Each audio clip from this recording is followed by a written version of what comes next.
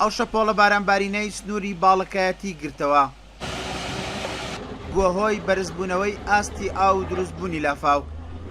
هاوکات هاتنی ڕێژەیەکی زۆر لە قوڕولیتە بۆ سەر ڕێگای سەرەکی هاملتۆن بۆ ماوەی زیاتر لە 6 ساعات. ئەو ڕێگا سەرەکیەی داخست لە نێوان قەزای چۆمان و ناحیەی حاجی ئۆمەران.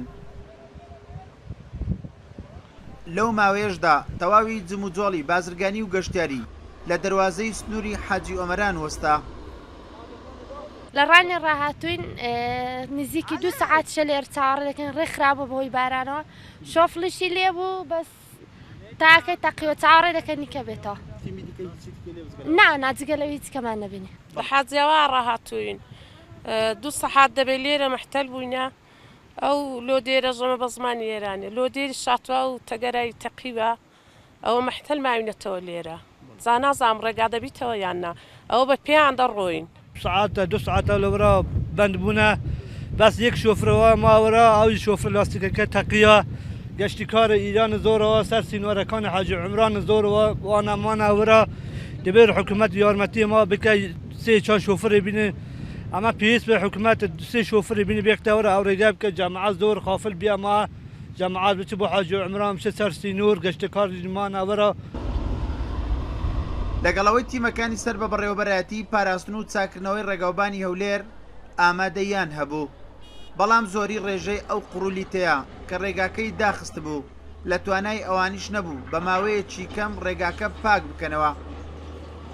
بەهۆی کەمی ئامێری پێویست هاوکات مەترسی بوونی مین و تەقەمەنی بەو پێی ئەو ناوچەیە ڕێژەیەکی زۆر چێلگەی مین ڕێژکراوی هەیە. لە شەشی بیانیوە ئاگادار کراینەوە کە دارمانی قوڕولیتێکی زۆر هەیە لە سنووری ڕێگای چۆمان حاجۆمەران. ئێمە لە بیانیوە خەریکی ڕێگاکەین بەڵام بەهۆی زۆری قوڕولیتەکەەوە وای کرد کە تا ماوەیەک ڕێگاکە بەسترا. لە 24 ساعتی ڕابردوو لە سنووری باڵەکایەتی زیاتر لە 25 ملیم باران باریوە. تێکرای بارانبارینیش لەم ساڵدا 630 ملیم بووە، لە ساڵی ڕابردووش 609 ملیم بووە.